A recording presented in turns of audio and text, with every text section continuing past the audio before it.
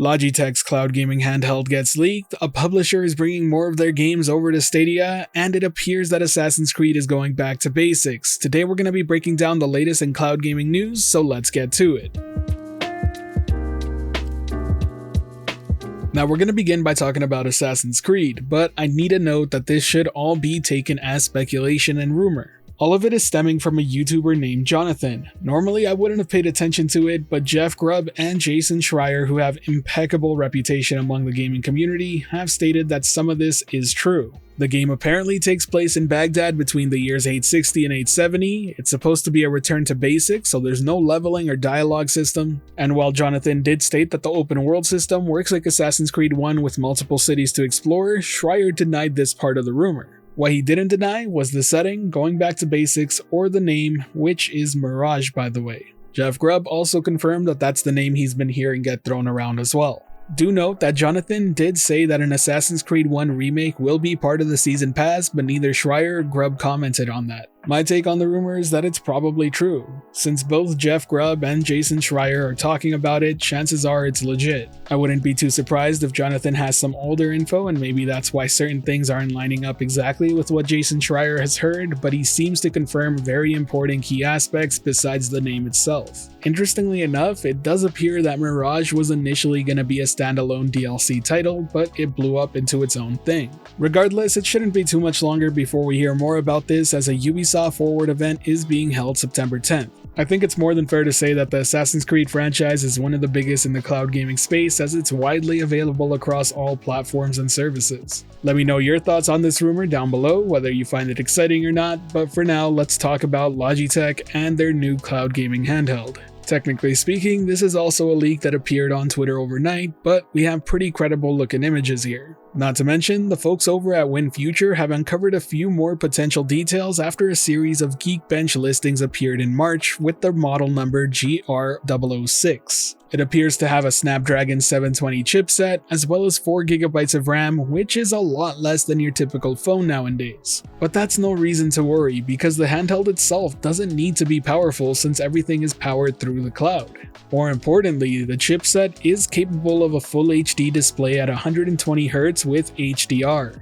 I know some people will bring up the fact that the Stadia logo isn't present in the promo images despite the Play Store being there, but it's important to remember that this is in development via a partnership with Tencent and Logitech. In addition to that, the original press info stated that both GeForce Now and Xbox had a hand in supporting the development of this product. Either way, the fact that the Play Store is also in the screenshot makes me think that it'll be very easy to get Stadia up and running here too. I'm not sure about you, but I'm very excited about the possibilities of a device like this. It's definitely more of a niche product in the here and now, but I have no doubt that stuff like this is going to become much more common as cloud gaming picks up. Since a dedicated cloud gaming handheld doesn't need to have top of the line specs and can focus on putting some of the money in the things that matter, it means that this device can be uniquely priced. If this thing comes out and it has a 120Hz display as well as HDR and possibly an OLED screen, I'll tell you right now that I'm sold. I fully expect this thing to be cheaper than something like the Steam Deck or AO Neo, as well as the Switch OLED.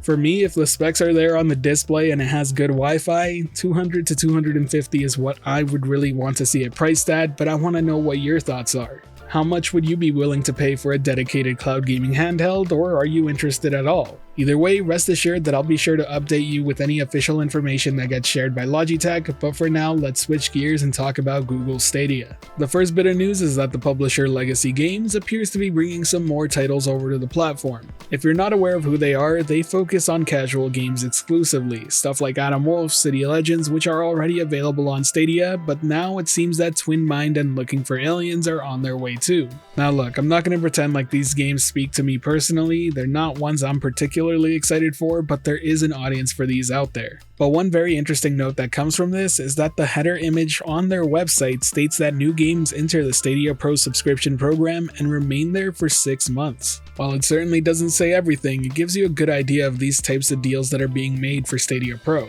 And since we're on the topic of Stadia Pro, the second bit I wanted to talk about is just a reminder of Stadia Pro games leaving tomorrow. If you haven't already claimed Adam Wolf, Darksiders Genesis, Darkwood, Dawn of the Monsters, Legends of Keepers, Career of a Dungeon Manager, and Wave Break, be sure to do so. This is your last opportunity to make sure that you get to claim them and keep them in your Stadia Pro library long after they're gone. And with that, we've wrapped up all the cloud gaming news of the day. If you enjoyed this video or found it helpful at all, be sure to hit that like button as it really does help the channel out, and if you're wanting more content like this, be sure to subscribe and hit that notification bell as well. Be sure to join our community Discord if you haven't already, links in the description below. As always, thank you for watching the video. This has been the Virtual Cloud, giving you the latest and greatest on everything cloud gaming related, and until next time, I'll catch you in the clouds.